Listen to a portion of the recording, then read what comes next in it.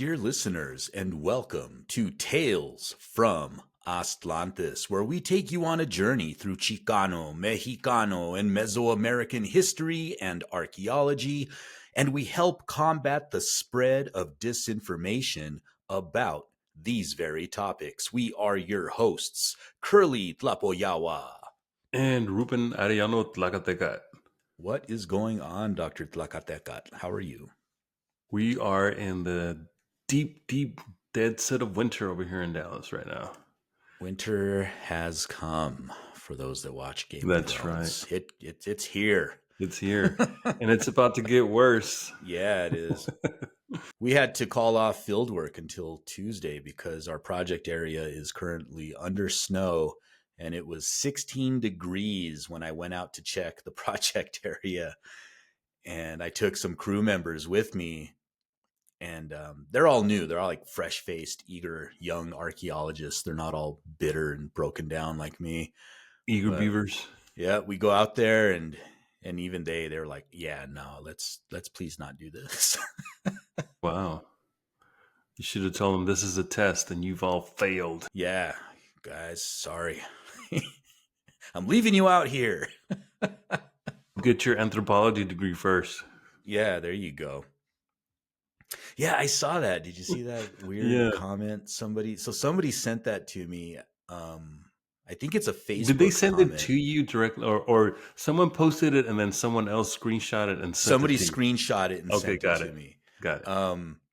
But yeah, it was like this weird. It's like, are you stalking me? What's going on here? Like, why are you that obsessed with me? But Right. some hater just saying like, I'm not a real archaeologist because I don't have a degree in anthropology. And I'm like, well, I do though. Is it because you don't introduce yourself as anthropologist and archaeologist? Yeah, I don't know. I You mean, have to ask them. How do most archaeologists introduce themselves? Do they just say, I'm an anthropologist / archaeologist? No, Is they that a usually thing? just say I'm an archaeologist. Right. Okay. Yeah. And it's assumed that you have an anthropology degree to be an archaeologist, right? Yeah. I mean, most people wouldn't understand that. I mean, I assume most people wouldn't know. One would hope. But yes, so for the record, my friend, my degree is in anthropology with a focus in archaeology. Yeah, I was going to ask, what is your focus? All this to say, I'm a real archaeologist. Well, so you say. Yeah, so I say. Allegedly. Well, I mean, I was asking in reference to, for instance, like when I received my bachelor's, I double majored, so I have a BFA in fine art, and the other one, my bachelor's, is in ethnic studies, but it was under the history department, so it was history, ethnic studies with a concentration in Mexican American studies. Nice. Yeah, so it's like 3 levels, 1, 2, 3, boom. So that's kind of what I was asking. Like, is there? So it's anthropology, archaeology, and I was wondering if like there was a area of interest within that when you went to school. Just Southwest, general Southwestern archaeology. Right. Cool. It's a little bit different for archaeology. Yeah, and then I've been branching out, doing some work in Belize, so extending. But really, it's like I like to tell people, my focus of my personal research is the Southwest and Mesoamerica, and how the two areas interrelate to each other. So, or as I like to say, Aztlan and Anawak. Aztlanawak. There you go, Aztlanawak. So how are things? Like Texas is like right on the Gulf of Atlantis, isn't it? That's right. Like That's right. The Gulf of Atlantis. God damn, I can't believe this fucking moron. Like, shit's getting fast. I mean, shit's getting bad really fast. It is getting fast too. It's that's both. what I meant about winter. It's going to get worse, with this fool. Like it's like, I don't know in New Mexico, but here in Dallas, growing up, we had a saying for people like that. We used to call them los sincronizados, because they had their ass synchronized with their mouth. Every time they talk, they shit. They talk shit all the time. It's nothing but garbage that comes out that fool's mouth. I swear. Yeah, man, it's gonna get bad. And speaking of things that are bad, Just sending my thoughts and good vibes out there to all the gente in LA and surrounding areas right That's right. now, That's dealing right. with those fires. Um, Take care of yourselves, and stay Help each safe. other out Yeah, that's all we could do right now, man. Just help each other out. and not point fingers and not blame people for extraneous circumstances. Mm-hmm. It's like, I mean, this is part of the whole hoax of global warming, right? Yeah, luckily it's fake, right? Luckily, it's fake and nothing's happened in California, right? It's all fake news, Yeah. as some people like to say. How much do you want to bet that this asshole, once he takes office, like tries to cut any sort of aid to We tried doing it Cali? before. I mean, Yeah. I don't know if you remember this, but like when during COVID, like he was giving preferential treatment to Mm-hmm. states that had Republican governors.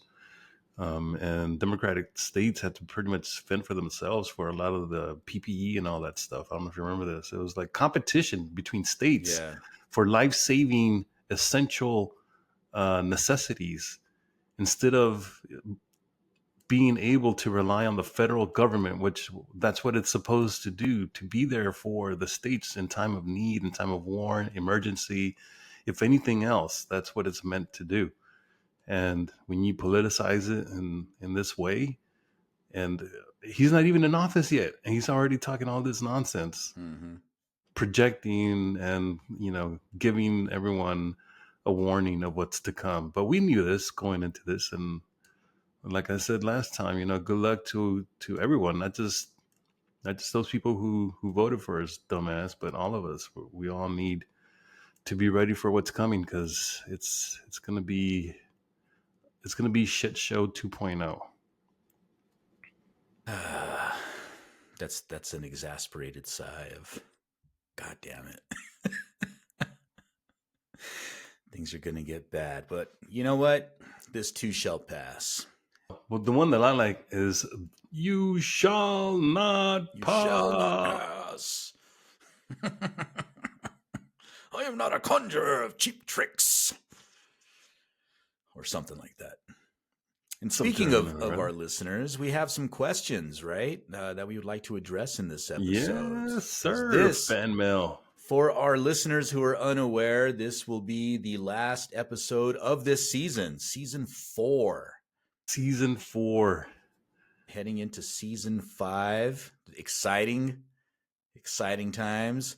So we decided that for the last episode of season 4, we would take a look at some of our listener mail and hopefully answer some questions.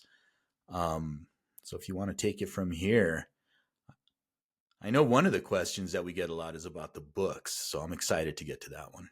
So I was thinking we could just go down the list and start with the latest one in the Buzzsprout fan mail.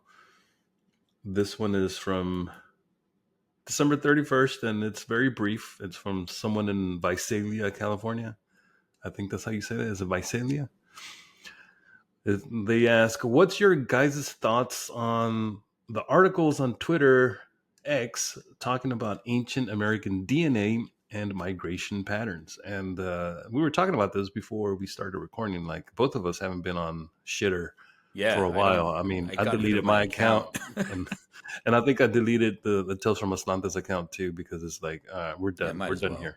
Yeah, we're done. So we have absolutely no idea what this fan is referring to. But if someone could shed some light on that, maybe give us a send us a message. But I mean, just touching on the whole DNA thing and ancient American DNA, just do you have anything to say about that?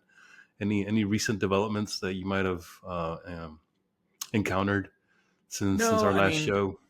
just the same stuff, like people will always um, point to these anomalies in deep DNA and try to use that as like some sort of proof of pre-Cuauhtemoc transatlantic contact between ancient peoples. And for the most part, I think aside from like the Vikings, I don't think there was ever there's no evidence. There's certainly no evidence or proof of any sort of transatlantic contact between indigenous peoples here And and anyone else? people from elsewhere, right? Yeah, Um, I do know that our homie Iracheta right.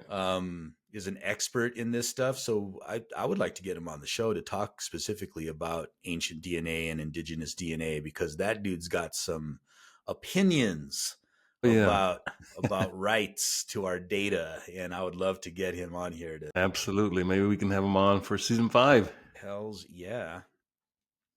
One of the things that I would like to add about the Vikings, because sometimes I used to get it more often, not anymore, but like back, I don't know, 5, 6 years ago, I would get at least one student, when we were talking about early American indigenous societies and all this stuff, and they would bring up the Vikings. And one of the things that I started saying, because of the students who would always ask that, I would say, well, the Vikings, it's true, they did arrive here before Columbus, about at least 500 years before Columbus, and they did interact with a few indigenous peoples way up north, like north of Maine, right? Like it's not even part of mainland Yeah. continental, North America, but it's part of North America. And what I would tell them is like, despite the fact that they did arrive before Columbus, they had very minimal impact on the development of the indigenous cultures. There was hardly any, cross inter-ethnic, interracial, intercultural collaboration that we know of. What we do know is that they were basically at odds, and so that's what ended up happening with the Vikings. They had to abandon those settlements because they couldn't. First of all, they were kind of left to their own devices, of the people who had settled those settlements, and they weren't getting along very well with the indigenous people for whatever reason. We don't really know the details. And so those early settlements just kind of were either abandoned or just went by the wayside. So they had no impact whatsoever. They didn't affect the development of American cultures, American indigenous societies whatsoever. So they arrived, and that was it. It was a blip in the overall history of the Americas. An interesting blip, but Yeah, interesting, but it really led to nothing, to be honest. exactly. So you want to take the next one from Duluth, Minnesota, Um, December 22nd? where am I? You want me to read it for you? Let me see if I could find it. Duluth, It's on the fan Minnesota. mail. Ah, yes. I've been a federal public land arc, that's short for archaeologists, for people not in the know, for about 26 years now. Two agencies, the USFS for about 13 years, that's the United States Forest Service, and now finishing off my 14th year with the NPS, the National Park Service. I've been a park manager during that time, running a resource management division for a small NPS unit located on an indigenous Lake Superior Ojibwe reservation, and completely co-managed with that community under the park's enabling legislation and the 1994 Tribal Self-Governance Act. I'm also the ad hoc reservation arc and CR, that's cultural resources consultant, to the Tribal Council and TIPO, the Tribal Historical Preservation Organization, or office, not organization. Anyway, I resonate so much with your podcast and episodes like this. It's insane. This stuff is critical and so necessary right now. Please keep up the profound work you do. I'm going to support I'm going to start supporting this effort next payday. Thank you for all you do. Duluth, Minnesota. Well, thank you for listening. Absolutely. It Thank you for always the support. yeah, it always feels great to get people telling us like, hey, I listened to you and I've learned a lot, or I've listened to you and I appreciate your work, or I even get some that are like, I listen to you, I don't agree with everything, but I appreciate what you're doing. And I'm like, all right, it's weird that you don't agree with How dare you, sir? everything. Yeah. But yeah, thank you, Duluth, Minnesota. That's awesome. That's great to hear. We always appreciate, and as a fellow archaeologist, reaching out and letting us know that the work we do is important and making an impact. So, thank you for that. Absolutely. So our next, the one that we're going to jump to next is from Marquette, Michigan, and they say, "Hi, love the podcast. Wondering if y'all would be willing to put a reading list together of some of the books you mentioned, but also books, historical and recent, that are good for researching and deep dives." So, wow, that's, I mean, we have to eventually get our reading list together. We don't Yeah, have one yeah, yet, we need to do an official Tales an from official, Atlantis yeah. reading list. But Um, so this relates to some other questions that we've gotten on the Discord channel. So I guess I'll start with my response to one of our Discord members is, at least for Chicano related materials, I told them that the three books that I would start with is Acuña's Occupied America, um, Chavez, my John R. Chavez, who was my advisor, my PhD advisor. He wrote a book entitled "The Lost Land," the Chicano image of the Southwest. It's a really good one. Um, and also Aztecas del Norte, the Chicanos of Aztlan, I think is the subtitle, by Jack D. Forbes. Uh, and those two, at least Occupied America and Aztecas del Norte, are two foundational books for me, and I'm sure Curly as well. absolutely. Occupied America is one that is foundational for if you're just looking at Chicano history in general. It was one of the first, if not the first, textbook of Mexican American slash Chicano history that came out in 1971, if I'm not mistaken. And it is now in its ninth iteration. And in fact, I use that version in my Mexican American history class. It's still pretty good. And when it comes to more indigenous Chicano slash indigenous sort of analysis and just narrative, Jack D. Forbes, also in the early 70s, I think it was also 1971 when he published this book. I think Um, 73. 73. I think. So he was one of the first, if not the first person, even before Chicanos. Not that they weren't already claiming indigeneity or calling themselves indigenous, but in print, who was making an argument for advancing Chicano indigeneity. It was Jack D. Forbes. He was one of the first persons to do that, and my advisor was inspired by Forbes's work. That his Lost Land, some of the argumentation that he uses in his book is directly influenced by Forbes. That's badass. Yeah. Forbes, there's a part of that book where he talks about mestizaje and the Hmm. mestizo, and it's one of the best freaking written like analyses or critiques of mestizo identity and what mestizaje is, that I'm always referring people to that. And one of the times I spoke to him on the phone, because we would talk to each other, um, I asked him if I could reprint that, if I could have the rights to reprint that specific essay. And he was like, "Yeah, I mean, would anybody want to read it?" I'm like, "Oh man, that absolutely." And I just remember he's like, "Well, I should probably rewrite it and update it, but yeah, go ahead." And I never got around to it. I still mean to include it So in it's like, official. yeah, We're I gonna mean, we're gonna reprint it. unfortunately, I didn't get it in writing, just like over a phone conversation. But I mean, That's yeah, good enough for me. it's good enough for me, man. The man himself gave me permission, That's right. and this was like right after Quetz was born. I remember that. I remember you So telling me this. yeah, This is like so, going back like 20 something years now, right? yeah, Like like 22 22 years, years. Yeah. 23 years ago. I So remember. yeah, pretty exciting stuff. I mean, yeah, my three books, like you took my first two that I would always recommend, are Occupied America and Aztecas del Norte. I think everybody should read those. Um, my personal suggestion, if you get Occupied America, uh, get the most recent edition, but also get that first edition because the The first first is, edition yeah. is so good.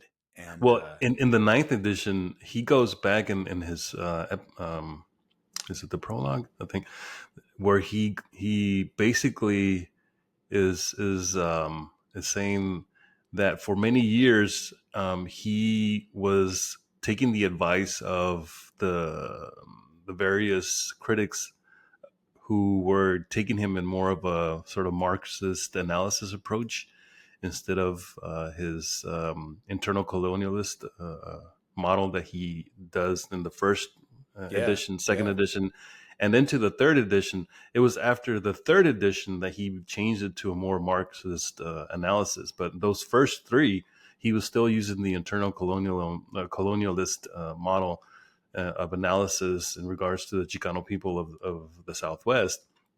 And in the ninth edition, he finally, he states it too in his prologue. This is probably going to be my last edition because I'm like he's up there in age, like he's in his yeah, 80s or something.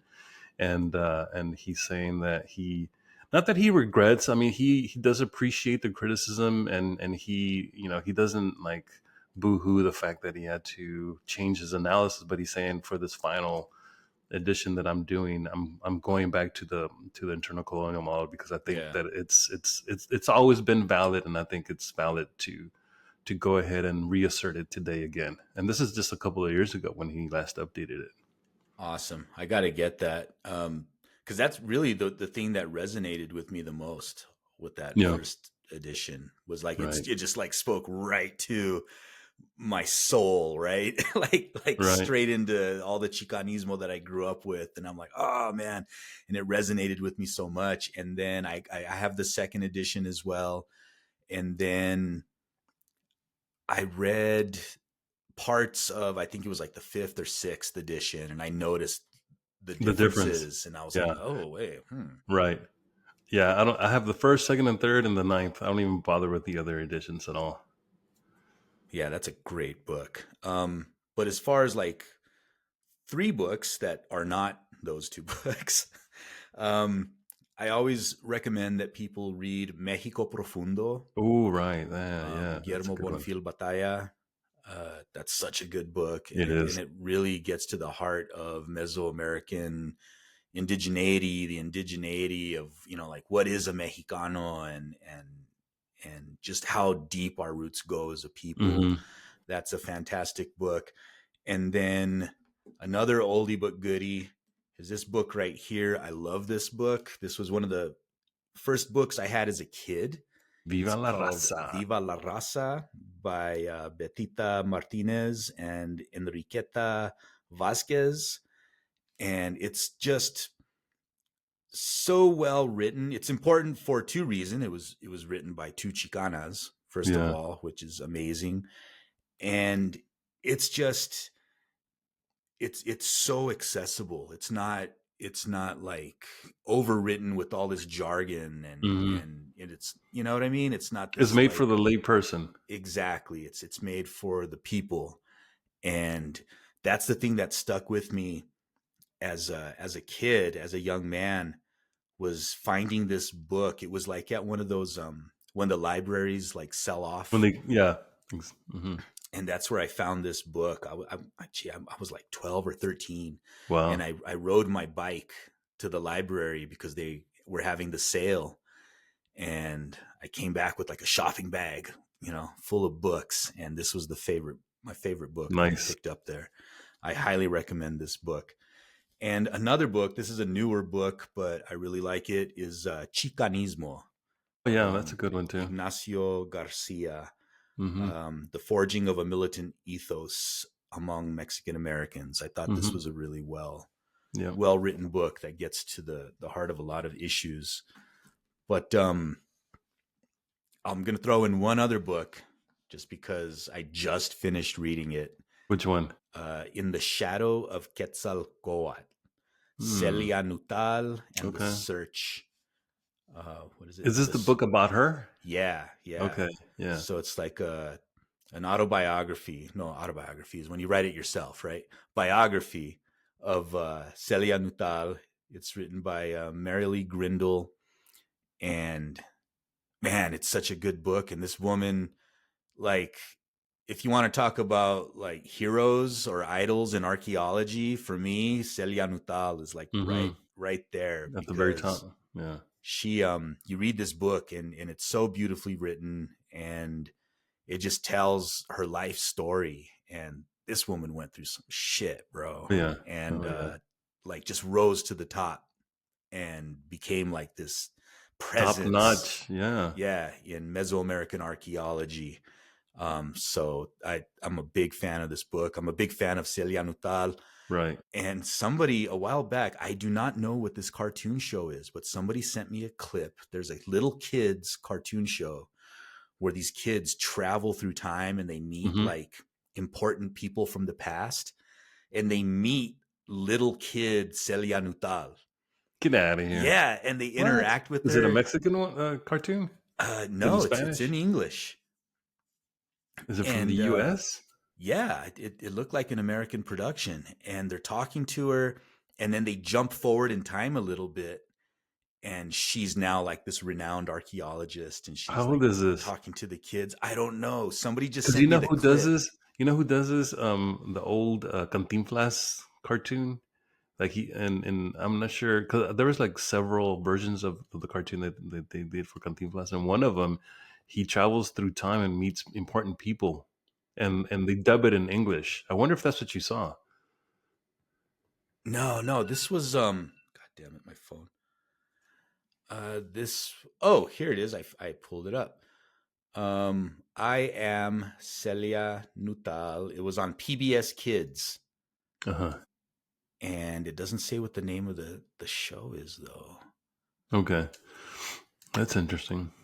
You Oh gotta no, send it to me. Xavier Riddle and the Secret Museum, I guess, is the name of the show. So maybe there's like a Mm. museum that they travel through, and they Hmm. meet all these people. Like a cabinet of curiosities. Yeah. But it's great. And these kids, um one of the little kids is dressed like Cantinflas. No, not Cantinflas, like the dude with the bug.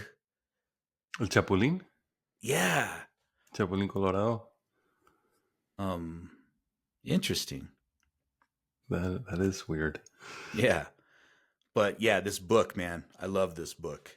I just finished it, and I was like, babe, you got to read this. Like, telling Michelle she should read it. That lady had an interesting life. Yeah, she did. All right. Jumping on to the next. Hey, from Albuquerque, New Mexico. So Uh huh. it says, "Hi, Tales from Atlantis. I have recently started listening to your podcast as I am in my own journey to get back to my indigenous roots. And I absolutely loved your episode 26, The Immaculate Deception." Wow. Um, that's usually not the kind of Right. message we get about that episode. I love this episode. It says, "I was wondering if you would recommend any books with this kind of history that I could read for myself as well. It's so hard to find history, especially Mexico's history, that isn't so biased towards colonizers. Thank you so much for everything that you do, and you have gained a new fan." And right off the top of my head, I would recommend the book When Montezuma Met Met Cortez Cortez. Yeah, that's a by good one. Matthew Restall. That takes a really good look um, at the indigenous history of Mexico. Didn't Paul do a book as well? Is it Paul or who am I thinking about? Not Paul. The other guy. Townsend? The guy who was also like a priest or something. What's his name? Did a book Oh, on Poole, Stafford Poole. Pool. Pool. Yeah, Pool. Yeah, Stafford Poole Stafford did Pool. the book. I think it's just called La Virgen de Guadalupe, La Virgen de Guadalupe. and that's an excellent book, man. Yeah. That guy He, goes he in deep. Oh right. Yeah, he does. That's a great book. And then also Cuauhtemoc's Bones is another great book. and also a topic for next season. I've already Mm. got the script written up. And what is the one that Townsend wrote? The Fifth Son. The Fifth The Son. Fifth Yeah, that's a Son. good one. Recent book.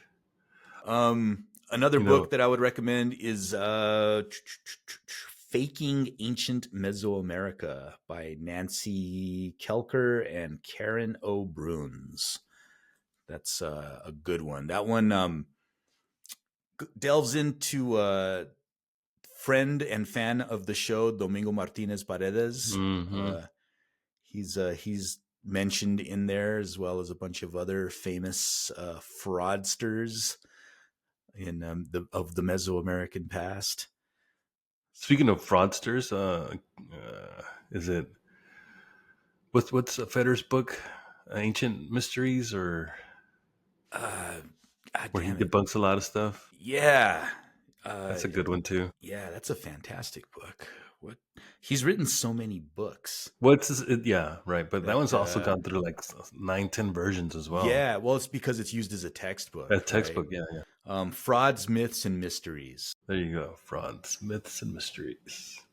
Because he's the only one that I've encountered who is an academic. Well, who I guess he's now retired, right? But who at the time he was still a teaching professor who tackled the Black Olmec myth, right?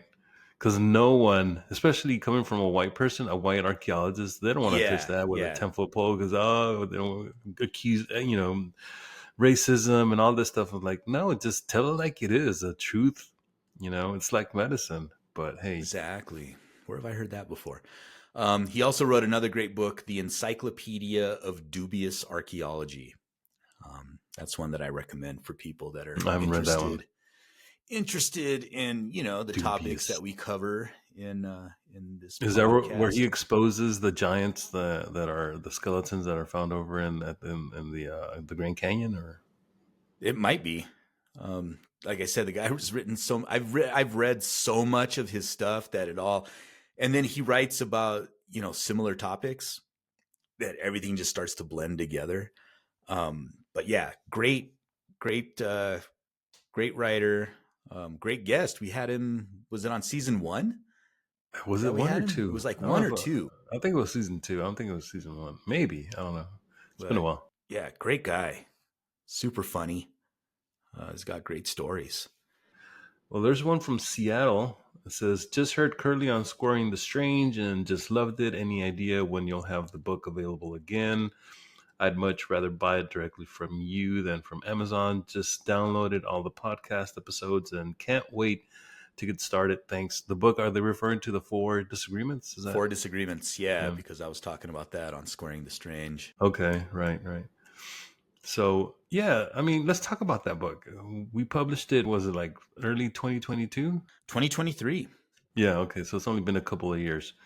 Um, so this one, people who have reached out to me, like they appreciate what we did there. We offer ways for people to kind of cut through the nonsense when they hear people talk and make arguments, and you know try to discern when there's a logical fallacy that's at play, right? And so there's the I did the prologue to the book, and then you did like an introduction to it, and then the rest of it is just kind of logical fallacies, Mm-hmm.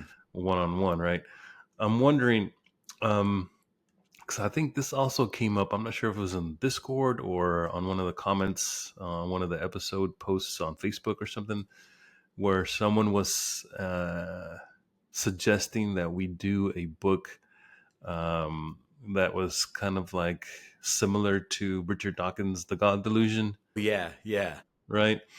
And then someone chimed in, well, isn't that what the Four Disagreements is kind of like? Yes and no, right? I kind mean, of. Yeah, it's an introduction to our position, but it's not a book length monograph like Dawkins's book, right? So I'm wondering, do we want to tackle that? I mean, that would be a large undertaking. I mean, it would take years, to at least a year or two, if we sat down and if after work after the grind, Yeah, yeah. after everything else that we do, and be able to, dish out this. It wouldn't be a monograph because it would be the two of us doing it, presumably. So it would be like a collaboration, co-authored book. But I don't know. I mean, I'm thinking about it. Why not? Yeah. I Is there an audience for such a thing? I mean, please let us know. Leave us a comment, send us a message, whatever. If you think that you appreciate reading something along the lines from a Chicano indigenous perspective, as The God Delusion or any other similar book, mhm. let us know, and we'll get into making the effort. So speaking of the Four Disagreements, uh I just shipped off several copies to a university that is going to be using it in a class. So, Wow, yeah, right on, in a Chicano studies class. excellent, about time. So, introducing critical Critical thinking. thinking and Hmm. skeptical inquiry, scientific literacy to the field of Chicano studies, which is more or less why we wrote this book, why we put it together. So, to see it being used in that setting at a university In a field of is, study that needs it too. I yeah. mean, unfortunately, I mean, with when Chicano Mexican American studies first came out, like the people who were doing it were like very like gung ho about it, and then over the years, I don't know what happened. I really don't know what happened to Chicano Mexican American studies. It became very woo woo, became very wishy washy, not very critical. Not, I mean, I don't know, dude. Yeah, it Like, just seems like it's very anything disappointing. goes. Yeah, it Very is. It disappointing. is very disappointing. In fact, we're going to be having the Knox conference is coming to Albuquerque um, That's in right. April, I think. I believe so. And this isn't a knock on the conference, but I was like, oh, I wonder if they're selling vendors tables. Like Hmm. if I could get a vendors table there, but no information available whatsoever on their website, on their social media, anything. And normally, when you're holding a conference, you're hosting a conference, there's always like a call for submissions, Yeah. vendor applications, and all this stuff. And they're lacking that on their website. And Hmm. I also wanted to look into maybe buying an ad in their in the program, The right? And program. Yeah. do you want to hear some of the copy that I put together if we manage to get an ad? Sure. So this will be the Tales for Delight us. Atlantis. Yes. So I'm renaming it. We're renaming Nox to Noxlantis. Okay. No, I'm kidding. But that's pretty Hey, funny. I just came up that with that. right. Um, so this is what the ad would say. What do French pseudo historians, Victorian era occultists, Atlantis hunters, and self help cults have to do with the field of Chicano studies? Find out on the Tales from Atlantis podcast. There you go. So I'm sure that would raise some eyebrows. Like, what the fuck are they talking about? It doesn't have shit to do with that. Oh, wait. Yes, actually, Has a lot. it has more to do than I would care to admit. In the spirit of Hunaku. Lock Etch Tú eres mi otro yo. tried to bury us, but they But let's didn't. look at the fan mail.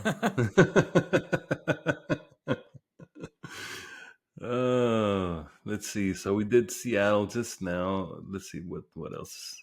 You might want to take this next one from Oklahoma, and I think that'll be the last one. Where are you seeing this? At the very bottom of the fan mail on Buzzsprout. Antlers, Oklahoma. You know what? I'm not seeing that. Wow. Okay, I'll read it for you. This is a message that someone left back in June. Okay, it says, "Hey, Curly, my name is Pelon.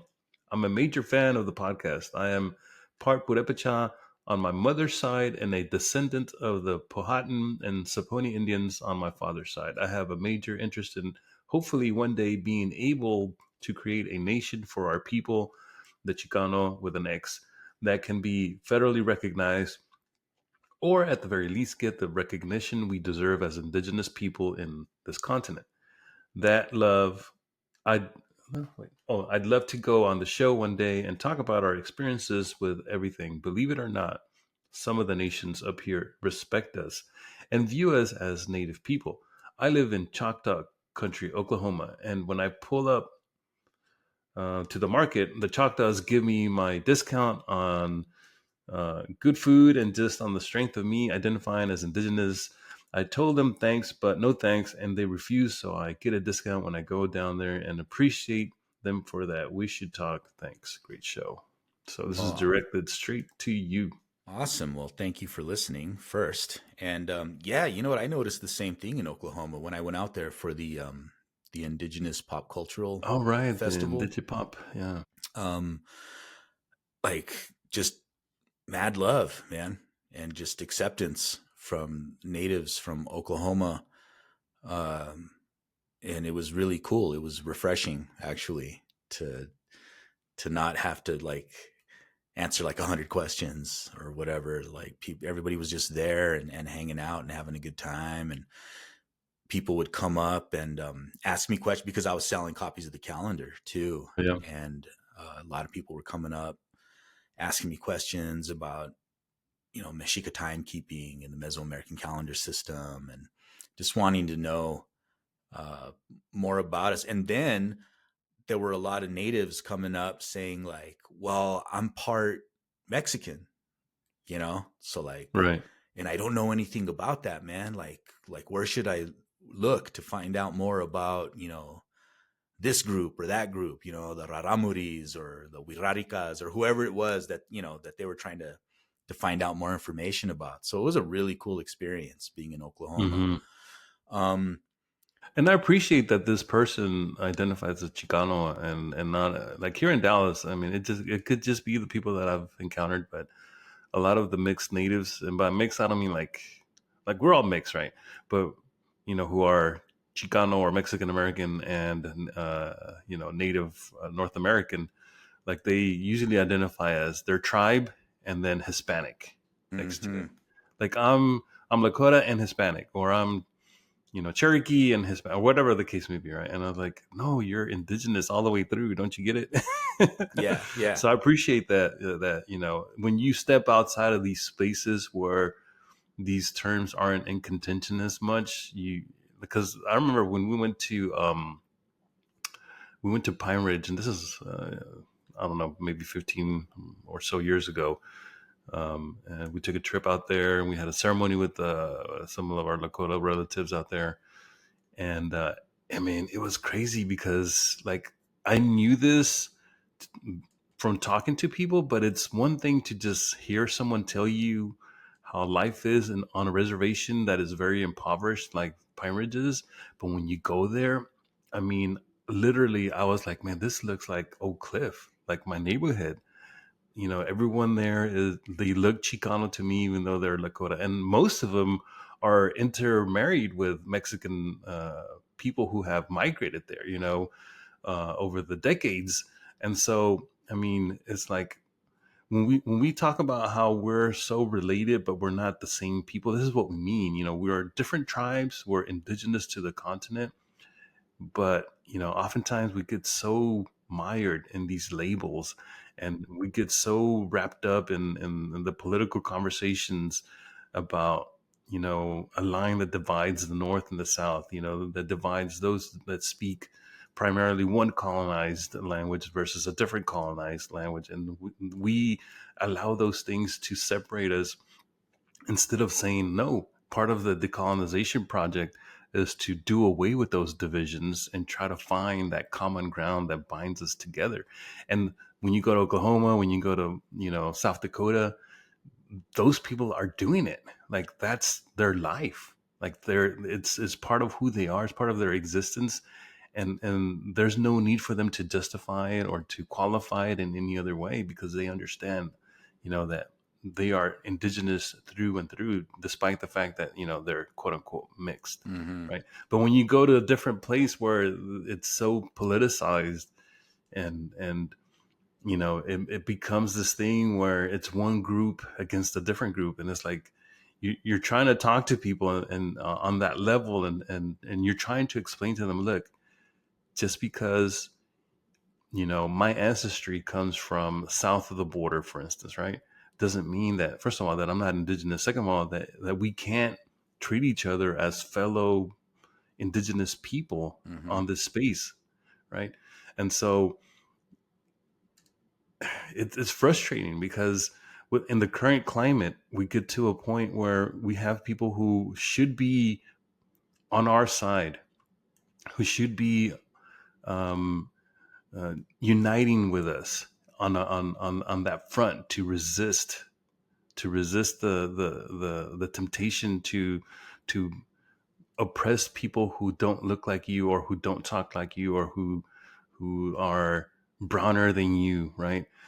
These are the conversations that we have on the Discord, and I'm only bringing this up because it's something that's very present in my mind right now. Just everything that's going on, and then our discussions that we have on Discord, and how we have a certain subset of people who are indigenous but don't want to um, acknowledge our Mm-hmm. indigeneity as Chicano-Mexicanos. And then you have people like this individual who posts on our Buzzsprout fan mail, and he's half Lakota and half Chicano, and he's proud of it. And he's like, I'm trying to do something with this. I'm here on the reservation. I'm here in my land, and I'm telling people that we're indigenous, and they appreciate that. And like you said, they appreciate it where you go, you know. And so if we can get more of that going, I think Yeah. that if more indigenous people from both sides of this artificial division that separates us would unite, I think that we would definitely turn the tide on a lot of the nonsense that's going on right now. I don't know. I just got on my little soapbox there, but No, those are man, my I agree. I two agree. cents.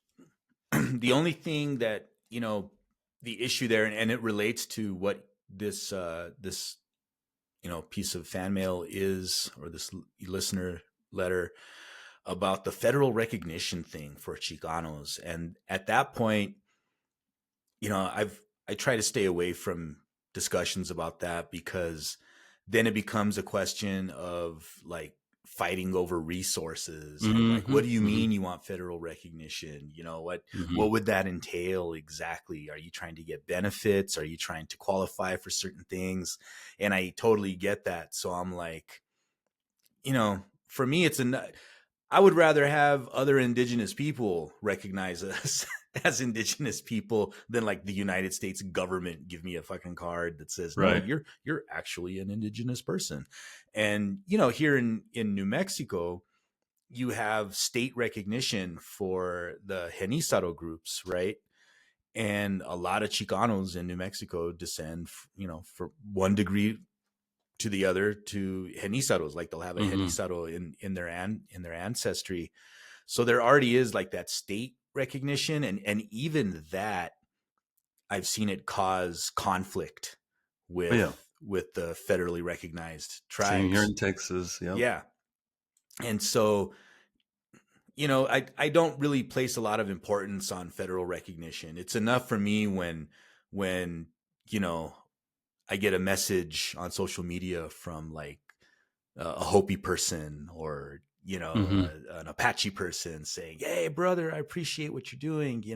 Keep up the good work. Let's you know keep pissing them off." And somebody, a homie from Jemez, just messaged me about a video that I had done, and he was like, "Hey, keep pissing off those white people, bro. keep doing what you're doing." And then I got another one that says, "I'm so thankful that I came upon your podcast, enriching and adding my understanding of our shared history and ancestors. Kwakwai." Kwakwai is Hopi for thank you. So, Nice. Nice. like, getting cool messages like that means way more to me than the federal government being like, "Okay, we accept you." I mean, I totally get what you're saying because this is a conversation that we've had for a long time within the Chicano-Mexicano, indigenous, quote unquote, Mm, Mexica community. I mean, we talked about this like decades ago, right? yeah. But recently, back in November, I was invited to talk at local university here in the Dallas Fort Worth area for Indigenous Peoples Day, and I was on a panel where the discussion was about state recognized tribes and their struggle in relation to the federal government and other federally recognized tribes and things like that. And so, one of the things that I stressed in my part of the discussion was that a lot of, and so I was there to represent the Miacan Garza and the Coahuiltecan, people. And so one of the things that I stressed was that for at least the Miacan Garza Coahuiltecan band, that for us, we don't really want federal recognition because we want to be, like you were saying, recognized by the federal government or the colonizer government, however you want to interpret that. But for us, it's important that we at least have the recognition to be able to conduct our ceremonies in peace, Hmm. right? So the medicine meeting, for instance, that's a huge part of Coahuiltecan tradition. In fact, if you ask Dr. Garza, he'll tell you that Coahuiltecans, at least in this part of the Americas, were the ones who first developed the ceremony, the one that even the NACers, the Native American Church people do, even though they've changed it, right? But like the origins of it go back to the Coahuiltecans. And so he says, isn't it ironic that here we are descendants of indigenous people who were from Texas, who still live in Texas, and we don't really have the legal right to conduct our ceremonies. We have to ask for special privileges and go through all these hoops to be able to get the medicine and to be able Hmm. to use it and take it as a sacrament in ceremony. So that's one thing, right? That federal recognition would allow Coahuiltecan peoples to be able to do that in peace without having to worry about any legal ramifications. Because if you're driving and you're caught with it and you don't have Yeah. a card Yeah. showing that Proper you're Native paperwork. American, proper paperwork that you belong to the Native American church or whatever, like you're in trouble, right? Because it's considered a controlled substance. So that's one. And two, also, is efforts in repatriation, right? Because now with the changes that have come about just last year, early last year, this time last year, 2024, January 2024, the federal government revamped the NAGPRA rules, the Native American Graves and Repatriation Protection Act, to now, before state tribes were able to request remains and artifacts for repatriation, and it was always left up to the institution whether or not they wanted to honor that. In Texas, it's been very difficult, but now they changed it to where if a state recognized tribe wants to repatriate, they basically have to partner with a federally recognized tribe. Otherwise, there's no recourse for a state tribe to get anything. And so that's made it even harder for the Coahuiltecans because, as you know, I mean, because you've helped us out in some of the repatriation that we've done, that that it's making it more difficult than it already was to Hmm. try to not only request the remains, but to even, get them from different institutions, whether it's a university, a museum, what have you. And so if you have federal recognition, unfortunately, that's one way to get around it because you are a federally recognized tribe. And if you request and a lot of institutions, they drag their feet and they come up with all these excuses, and by law they have to reach out to whatever nearest BIA tribe or federally recognized tribe that there is, and ask for their opinion, right? If that tribe is okay with that institution Yeah. handing over remains and artifacts. And now it's like with the way that the law is written, how they rewrote the phrasing in ACPRA, it's like the institution has no obligation to even do anything anymore if a state recognized tribe requests those remains or artifacts. Yeah, it's interesting. So it's a double-edged sword, Yeah, right? for sure. Absolutely. So thank you, dear listener, for that thoughtful letter. I hope Yeah, that thank was you. somewhat helpful. Oh, and I should all say that talesfromastlantis@gmail.com. If you want to email us directly, that's the email that is set up for the show. Or if you want to interact with us, like on a daily, and you could sign up to be a supporter on the Patreon. You get access to the Discord, and we've got an awesome community on the Discord. Some cool conversations, some great people. I'm really enjoying it. I remember when it first started, there was only a few people, and I'm like, oh my gosh, Right. nobody wants to participate. But now It's getting bigger. It's it's growing. getting bigger and bigger, and it's awesome. And so I want to Yeah, take this moment to thank all of those supporters that are active on the Discord, because we appreciate you for sure.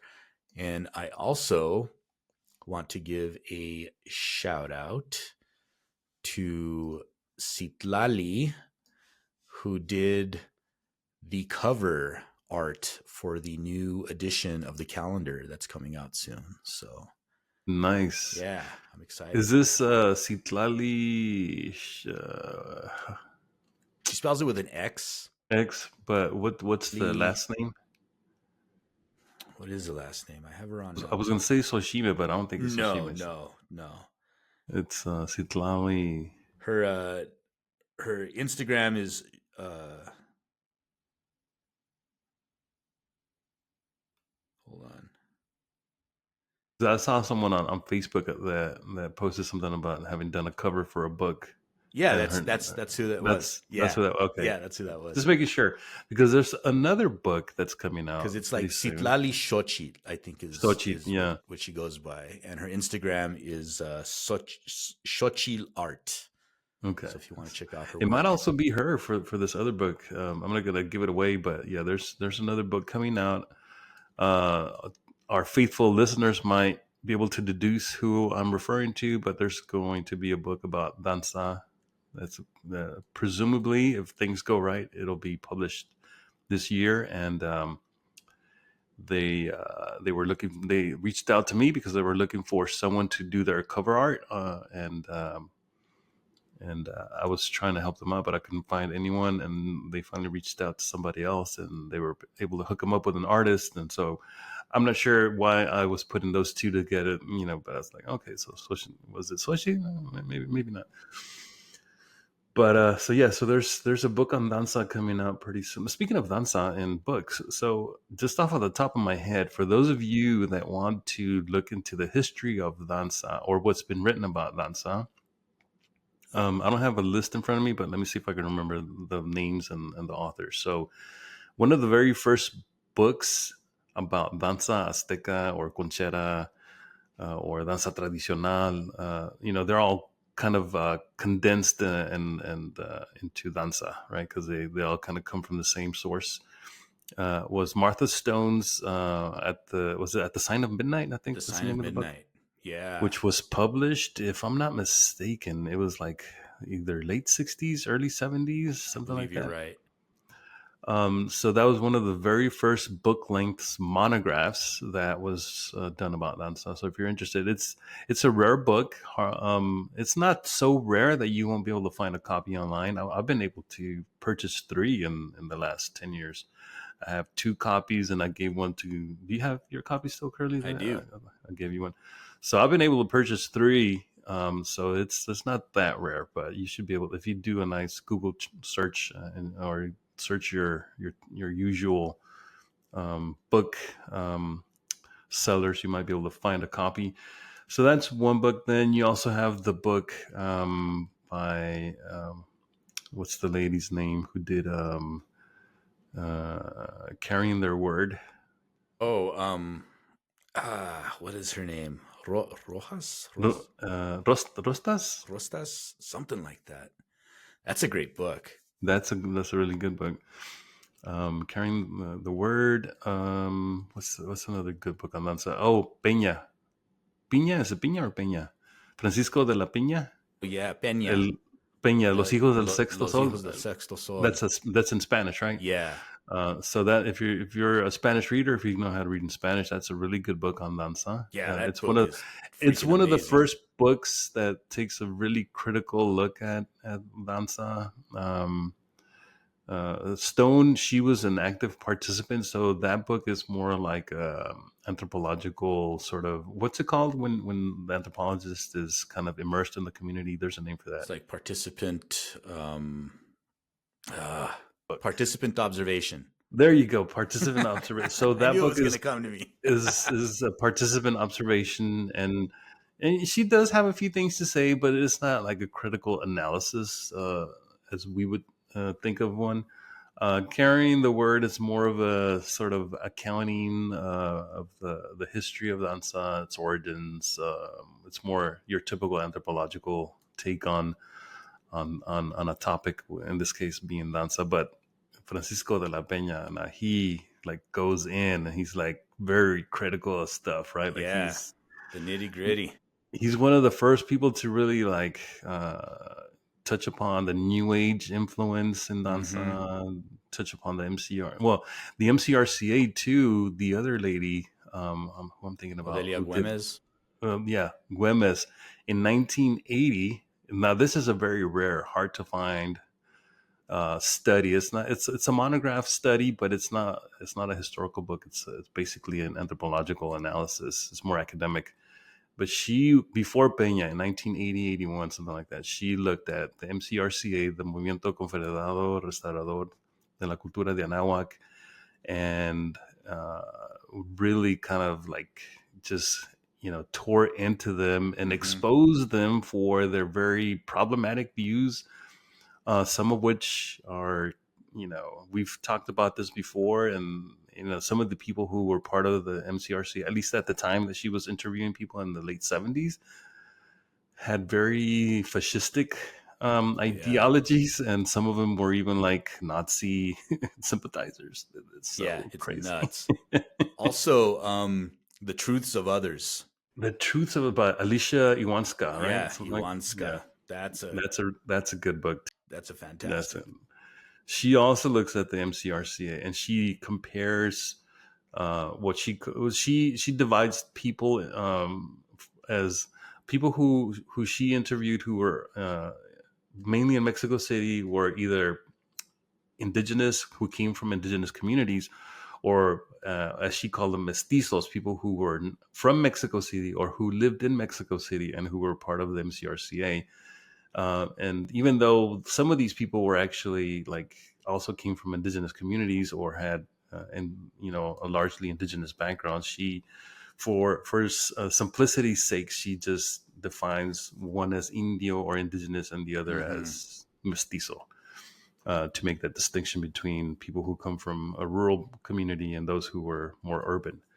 But she does, I think she also does a very good analysis of MCRCA. And it's not really about danza, it's more about ideology, the Yeah, and philosophies, identity and identity. and assimilation. Yeah, Yeah, it's a great book, man. it's a great book, great book. That one So might be hard to there's, find. I'm not oh sure. yeah, that's definitely, I have a copy of it, but it's definitely hard to find. I have the. Um, Do you have the hardback? I have the hardback. yeah, it's the hardback. I Yeah, know they that's the did one that I a found. paperback of it, but Did they? I've never seen it. But Hmm. they have it listed sometimes on rare book sites. Okay. Um, but it piqued my interest. Like, really, they did a paperback of that? But that's a good So one. those, yeah, those are good books on danza. And then of course the one that's about to come out. I'm not sure what the title of it is yet, but we'll definitely either make an announcement or have the author on the show so that Yeah, they can yeah. I'm excited for promote that their one. book. Yeah. Absolutely. And I had the artist name backwards. It's not Citlali Xochitl, it's Xochitl Citlali. Well, there you So, go. but shout out. to her because her art's awesome and I really Is appreciate. that the one you posted on the Discord? Yeah, that's the Oh, cover. yeah, I was wondering where you got. I'm like, where do you get this from? It doesn't look like it comes from a codex. Yeah, it's No, dope. And yeah, I'm excited for this new edition of the calendar to come out because I'm really proud of the way the cover art. it's really nice. Yeah. So I didn't know if you wanted to hop on the Patreon comments. There's a few on Patreon. If you wanted to go through those, or you I, think we're done with the comments for now? I think we're done with the comments. All right. We All right. appreciate all of the comments.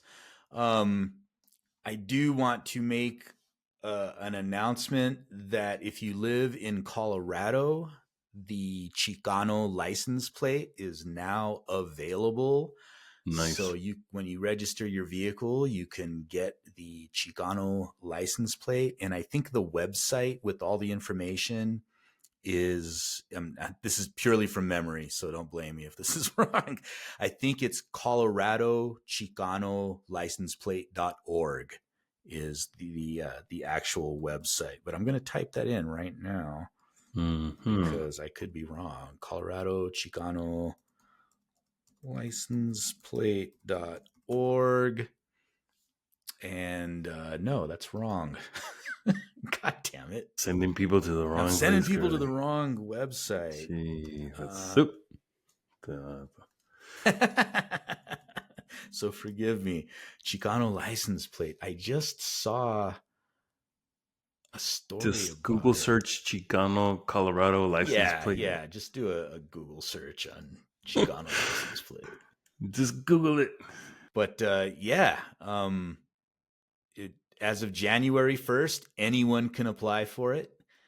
The Now plate. remind us what is the plate? What does it look like? So it is it's like the Colorado mountains, right? So you got the Rockies, and Mm-hmm. then behind it you have like this woven banner. Mm-hmm. Um Like in the and Mexican style. yeah, like a Mexican style blanket. Sanape. And then in the middle uh is these two brown fists giving the Chicano handshake clasped together. Simón. And then Yeah. underneath it, it says Chicana and then the /O pride. So it's a very cool license plate. Nice. Um, You should just go up there and get one just to have it. yeah, right. Well, I mean, I don't want to say I wonder if this. they just sell the like the plate without issuing an actual number. So I asked this. I posted this on, I think it was Facebook because somebody had posted it like, hey, the license plate is now available. Mm-hmm. And I asked that. I said, can anyone buy one? Like, can you buy a blank, right? Right. And not There you go. register it to a vehicle.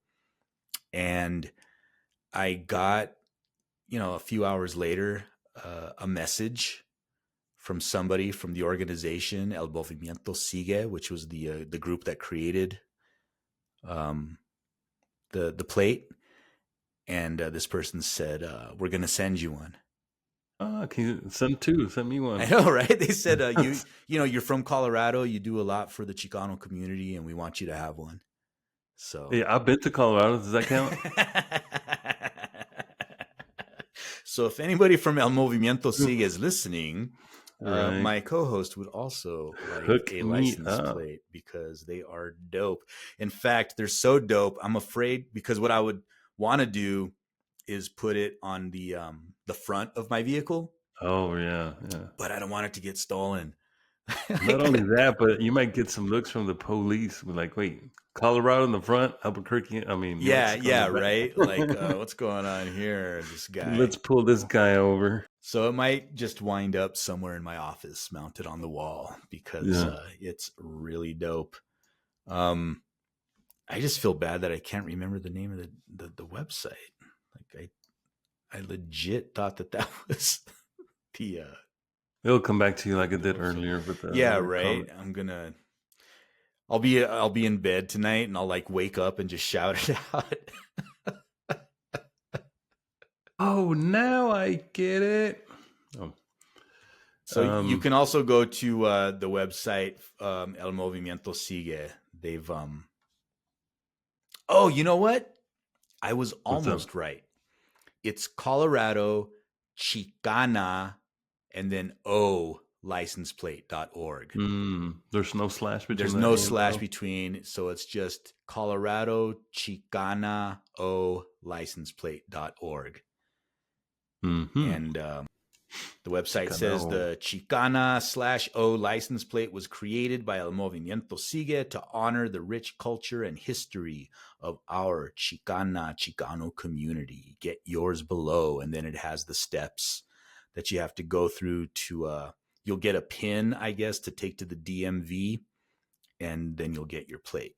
So very Great. cool. That just came out. I'm so jealous of all you Denverites or Coloradoites. Coloradans. Coloradans? Yeah. How do they refer to themselves? Is it Coloradans? I think We it's grew up Coloradans. calling it Aztlan, right? Like every other Chicano kid. But yeah, Coloradan. That's we usually just. I mean, I'm from Dogpatch, so we just call ourselves Dogpatchers, bro. We Colorados? Would it be Colorado? Colorados. Nah, I'm just kidding. Wah, I'm just kidding. wah. I mean, Colorado. Send me that plate. She's from. Or I will start using that Send term. it to Tejas. The Aztlan. Get it right, homie. Uh-huh. Yeah, so I'm very excited. So as soon as it comes in, I'll make an announcement on social media, and I'm sure I'm gonna take like a bunch of pictures holding it because it's badass. Piss a lot of people off. I hope so. How dare you? That's ours. Well, I Because remember. isn't there like a beef between Colorado and New Mexico? You know what? So southern Colorado and northern New Mexico don't have a beef. Like it's basically regionally very similar. You know what I Right. mean? Like it's like the same people. The same, yeah. The families. They're all Right. up there. Like that's where my family's from, right? Northern New Mexico, southern Colorado. But if you're in like Denver or Albuquerque, then yeah, then they talk shit about each other. So Yeah. like the major metropolitan areas will have beef, but You know who talks mad shit about Albuquerque is people from El Paso. When I was in El Paso, really, like they were like, "Yeah, man, Albuquerque, that's the dangerous city," and like don't go up there. Like, well, what are you doing in this state? And it's like, what's your deal? Like, it's Albuquerque. Like, I'm from Dallas, so whatever's happening in Albuquerque can't be that bad. yeah, I've never felt like unsafe in my own city. I don't know. Yeah. It's just But it has, like, in El Paso, it has a reputation of like being this dangerous place. yeah. I Like, mean, I could see why. which is funny because El Paso is Yeah, it's not like El like Paso's the safest place in the right, it's world. like you cross the border into Juarez and like, right, you know what I mean? Like, but I guess Juarez isn't El Paso, but they're always like, we're sister cities, we're one Yeah, yeah. community. So, but yeah, I always found that kind of weird when I was down there in El Paso. Like, okay. So, do you have any final words for like just real quick? What was your favorite episode this season? Oof, man, what was my favorite? We did several that I really liked. Chicano Power was one on Yep, the top of my list. absolutely. Of course, the one that we did on the Mexica flag, Mm-hmm. The Aztec false Pantli, flag. the false flag. That was a good one too. That was a great That one. was one that was a long time coming. Like, Mm-hmm. I think that a lot of people maybe like wished we had done that like in the first season, like, Yeah, yeah. because it's one of those topics that's like, high up there in the Mexica pantheon It's of one of the of cornerstones things, of cornerstone. that movement And for so I sure. think people have been waiting for that one, and so we finally got around to doing it. So those two. I also like the one we did with the historian Bastic Witches, Rob Yep. Martinez. I mean Bob Martinez. I was gonna say that that's probably my favorite episode of the season is the Aztec Witches of New Mexico with Rob Martinez. Rob Martinez. Yeah. Um, that one was a lot of fun, a lot of cool information, and just to know that the state historian for New Mexico is a Chicano who Right. identifies as a Chicano and Right. is not afraid to like talk about the Mesoamerican roots of the state and just the silliness this of the whole we're Spanish nonsense. Right. Little known fact about Rob Martinez, his sister, his little sister, apparently, back in the, I don't know if it was the late '70s, early '80s. Like she had uh, She had a record like yeah, that like a was singing career. released, Yeah, and her name was La Chicanita. That's what they yeah, called her, yeah. La La Chicanita. Chicanita. And it's funny because even before we did, because this is our first, this is our second uh, interview that we've done with him. So Mm-hmm. the first time around, like even before I knew who he was, and he started telling us about his family, I'm like, wait a minute, so La Chicanita is your sister? And it's funny because like I collect vinyl records, right? And so I was at one of the shops here in town, and I remember seeing it, and I was like, I already had a stack full of records. I'm like, I'm gonna put this back, and I'll come back for it. And sure enough, I went back for it. Someone It was gone. swiped it. Yeah, It was gone. that But I had always told Rob, happens.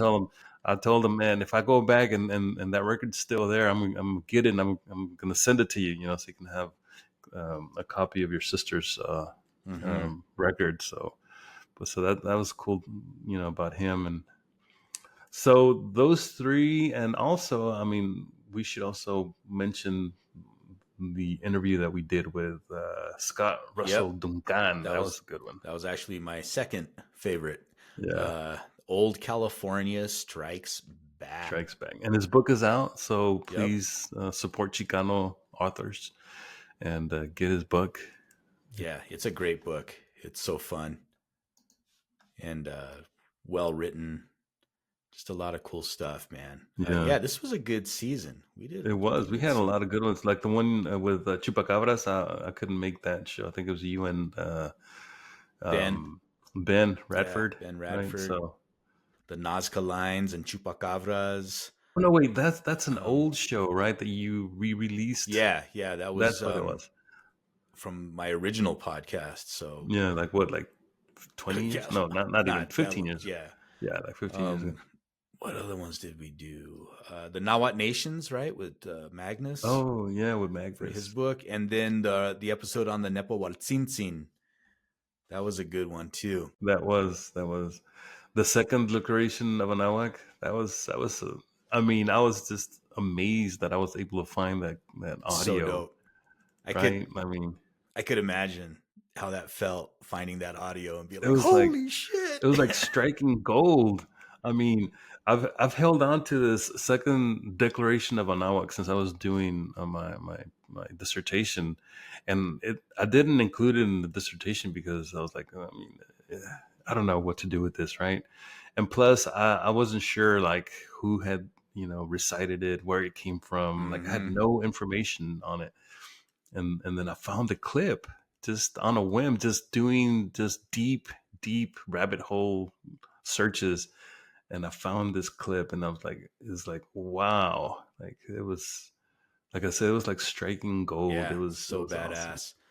We also did that two-part episode with Luis Herran Avila on the Oh Mexican yeah, elections and yeah, right-wing movements in Mexico, yeah. and then the Aztecs versus Samurai Pirates That was a is good like one too. legit one of my favorite episodes we've ever done, and I don't think enough people listened to that one, man, because that's one of my favorite episodes. And I'm like, come on, everybody should listen to this Which one was it? What number was it? Episode one.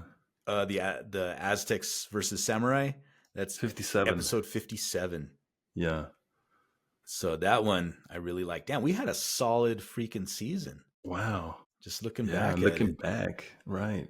I'm quite proud of us. And our one on the eclipse. Remember that Mm-hmm, whole mm-hmm. Yeah. that whole hubbub?